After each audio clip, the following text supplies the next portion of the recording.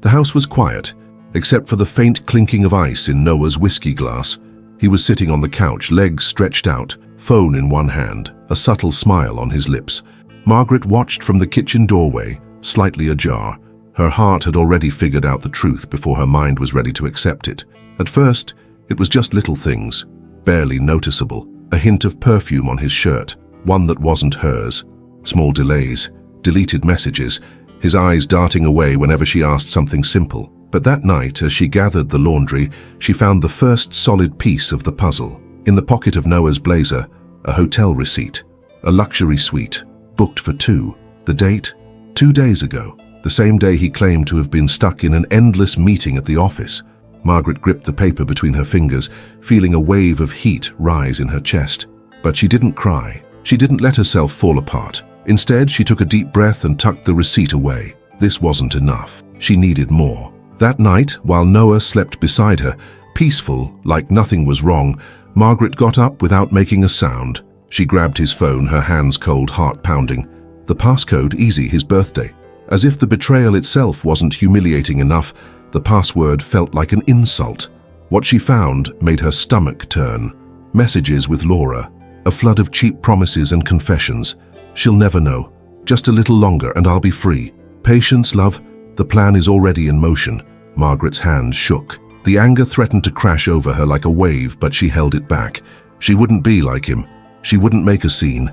Instead, she tapped to open the attached files. Photos of documents, a contract, a massive bank transfer, and right in the middle of it all, a name that made her blood run cold. Hers. Noah wasn't just cheating. He was planning to leave her with nothing. A scam. A fraudulent contract that would strip her of everything she had inherited from her family. And right there, standing in the dark bedroom, Margaret understood. She wasn't just a betrayed wife, she was a target. She erased her tracks, placed the phone back where it was, and looked at Noah. He slept deeply, his expression calm, like he had nothing to hide. "You really think you have it all under control, don't you?" she whispered, staring at the man she had called her husband for years. But the game had changed. Margaret was no longer just another piece on his board. From that moment on, she would start playing for herself. Waking up next to a man who was plotting to destroy her life wasn't easy. But Margaret wasn't the same woman anymore.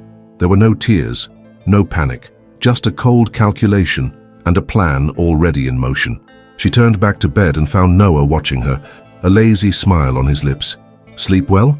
he asked, his voice husky, like he was still the loving husband he pretended to be. Margaret smiled, sliding her fingers across his chest like she used to, like a rock. "I was exhausted last night." He chuckled softly, running a hand through her hair. "You've been so calm lately. That makes me happy. I hate when you worry too much about things." Margaret rested her chin on his chest, pretending to be naive. "I just realized I need to trust you more. After all, you always know what you're doing, don't you?" Noah smiled, satisfied, convinced his lie was working. He had no idea that 2 hours later, Margaret would be in his office alone, searching every inch of the room like a silent thief. Her fingers slid across the wooden desk until she found what she was looking for. A hidden compartment, something anyone would overlook if they weren't paying attention. She popped it open with a quiet click and pulled out a stack of papers. There it was. The contract. The scam. Margaret's eyes scanned the pages. Her name, her money, the signature he planned to forge. A plan to transfer everything to an offshore account before vanishing into thin air. She closed her eyes for a second, felt the anger rise, hot, sharp, but swallowed it down. Not now. Not yet. She grabbed her phone and took pictures of every page. Then, just as calmly, she put everything back in place. That night, while Noah ate dinner without a care in the world, Margaret pretended to be distracted, washing dishes. But every move she made was deliberate. She watched the way he leaned over his phone, the way he smiled at the screen. She grabbed a napkin, walked over, and ran a hand over his shoulders. Busy night. Noah locked his phone instantly and chuckled. "Always. But nothing you need to worry about, babe." Margaret kissed his temple. "I know you've got everything under control. I trust you." And that was the moment she knew. Noah thought he had won. But the truth was, he had no idea the game was already lost. The house was spotless. Candles flickered on the table, their glow reflecting off the silverware. The rich aroma of wine blended with the scent of freshly cooked food. Margaret looked stunning, dressed in a long black gown, her hair falling in soft waves over her shoulders. She looked calm, but she knew. She knew Noah was watching her from across the table with that satisfied hunter's gaze. He thought this would be Margaret's last night, that by the end of dinner she'd be unconscious, vulnerable, while he signed the papers that would leave her with nothing. Noah raised his wine glass, studying her with a lazy smile. "I gotta say, I love how you still put in so much effort even after all these years. This dinner, the candles, almost feels like a date." Margaret let out a soft laugh. "Isn't it?" She watched as he leaned to the side, grabbing the juice bottle from the sideboard. She knew what was coming. His plan was already in motion. "You don't drink wine at this hour, right?" Noah said, twisting the cap open effortlessly. "But I made sure to bring your favorite juice." Margaret held his gaze for a moment, feigning surprise. How thoughtful. Noah insisted on pouring the drinks himself, and that's when it happened. He slipped something into her glass without her seeing. Then he filled both glasses, hers first, then his. But Margaret caught the slight tension in his fingers as he set her glass down, the subtle glance to check if she'd drink, the barely held breath. It gave him away. Margaret didn't hesitate. She picked up the glass, swirled the liquid inside and smiled. "How about a toast?" Noah looked pleased. He grabbed his own glass. "To our future," he said. "To the future," Margaret echoed, locking eyes with him. And just as their glasses clinked, his phone rang. Confident, he got up to answer it, leaving his glass on the table. That was her moment. Margaret switched the glasses without him noticing.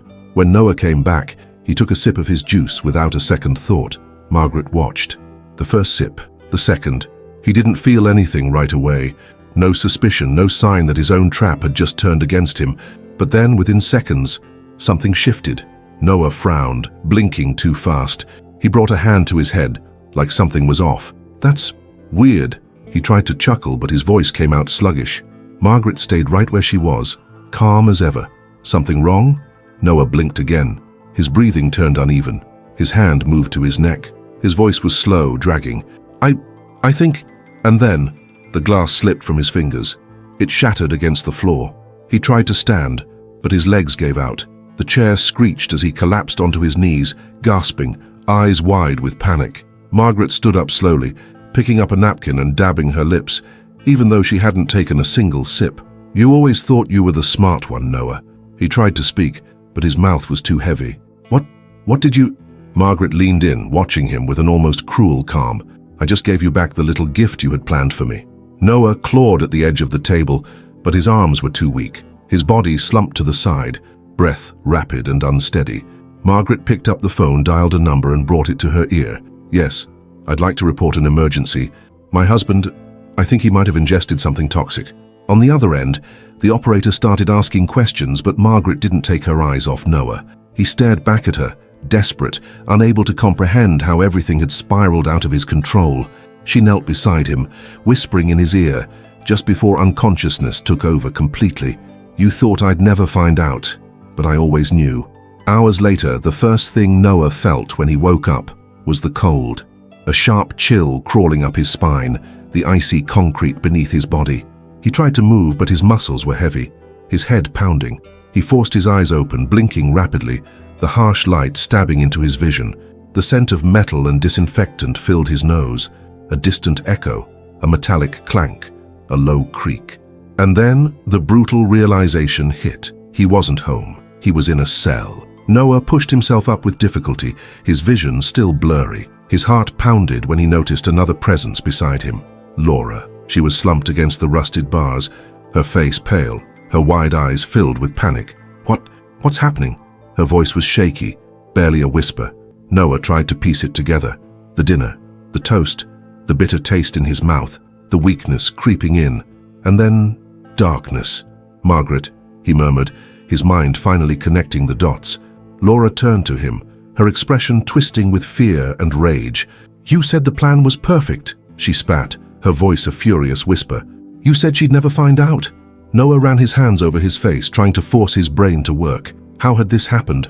How had he, always so careful, fallen into his own trap? The sound of footsteps echoed down the corridor. Both of them snapped their heads up at the same time. On the other side of the bars, standing with a quiet, almost cruel serenity, was Margaret. She wasn't smiling. She wasn't gloating. She was just watching them. And somehow, that was worse than any dramatic revenge. Noah swallowed hard. "Margaret..." His voice came out rough, laced with a faint trace of desperation. "What did you do?" She tilted her head slightly, eyes scanning him like he was a broken object. "I just let you destroy yourself." Laura clung to the bars, her eyes wide with panic. "Margaret, please, this is a mistake. I didn't know anything." Margaret raised an eyebrow, her gaze falling on the woman who, not too long ago, had laughed behind her back. "You didn't know." She pulled an envelope from her coat and slipped out a stack of papers. "Then why is your name on this?" She held the documents up to the light. Contracts, bank transfers, forged signatures. Proof that Laura wasn't just the mistress, she was an accomplice. Laura's face went pale. "Oh my God." Noah pressed his fingers against his temples, feeling his entire world collapse around him. "Margaret." He tried to stand, but the handcuffs around his wrists clinked with a cold, final weight. "We can talk. You don't have to do this." "Yes, I do. And I will." Her voice was steady. "I have everything recorded and filed." Her eyes, however, remained cold. "You betrayed me. You tried to destroy me. But in the end, Noah..." She took a step back, adjusting her coat. "The one who lost everything was you." The officers moved in behind her, ready to take them away. Margaret spared them one last glance before turning around and walking out. Noah felt panic take hold.